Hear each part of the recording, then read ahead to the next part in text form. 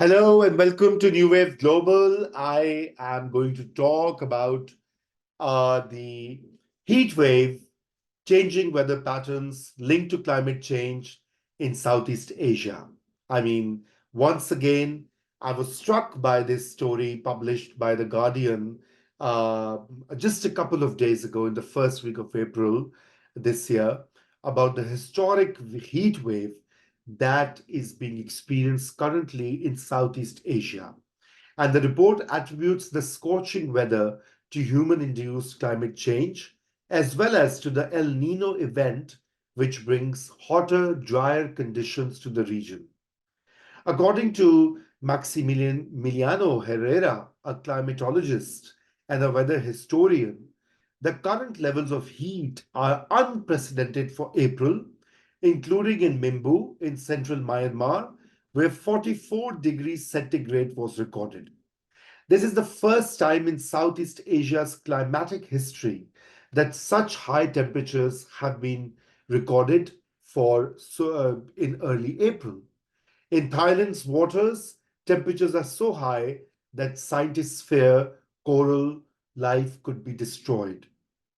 As per the Guardian report, the latest intense weather follows warning last month by World Meteorological Organization when temperatures frequently soared into high 30s in February, well above the seasonal average. Take the case of Malaysia, as reported by The Guardian. A 22-year-old man died due to a heat stroke in February. And The Guardian further reports that the intense heat has also caused havoc in agriculture. In Indonesia, for example, which has experienced prolonged dry weather during 2023, President of the country resorted to ordering the military to help farmers plant rice when rains finally arrived in December 2023. Similarly, in Vietnam, water levels were so low in canals earlier this year that the farmers in some areas reportedly struggled to transport their crops. In Malaysia, authorities have deployed cloud seeding in areas affected by lack of rainfall. Now, that's the thing with climate change. Climate change is not just about, planting more trees or, well, I mean, they should be planted, I'm not saying, or reducing your daily plastic consumption, which we must.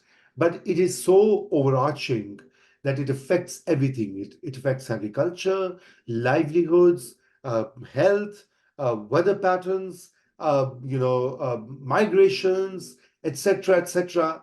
And this report by The Guardian just gives us a snapshot of what is happening in Southeast Asia. For example, Guardian also has reported on the warnings about the effects of extreme heat being extended into the Southeast Asian region's waters. An assistant professor of the Faculty of Fisheries at the Kazit, uh, Sart University in Thailand is quoted, and who says that El Nino combined with global warming risk destroying coral and fish in the Gulf of Thailand. The professor further states that traveling to Thailand's seaside soon could become soaking up the sun and dip into onsen. Of course, there are ways to help, including reduce global warming, alleviating problems such as marine pollution caused by rubbish wastewater. Even so, given the intense heat of a level of heat that has astounded even the scientists and the general researchers who look at climate change, we need to be prepared for hot weather occurrences that used to be rare. The real boiling sea may have arrived. Guardian has also shared information about how governments in the region are grappling for a response as temperatures soar to unreasonable highs.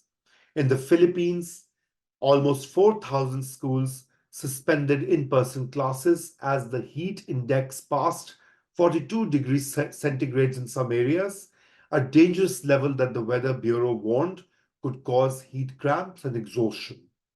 Teachers were also reported experiencing dizziness, headaches, and students were unable to focus and at the worst had suffered health problems, including nosebleeds.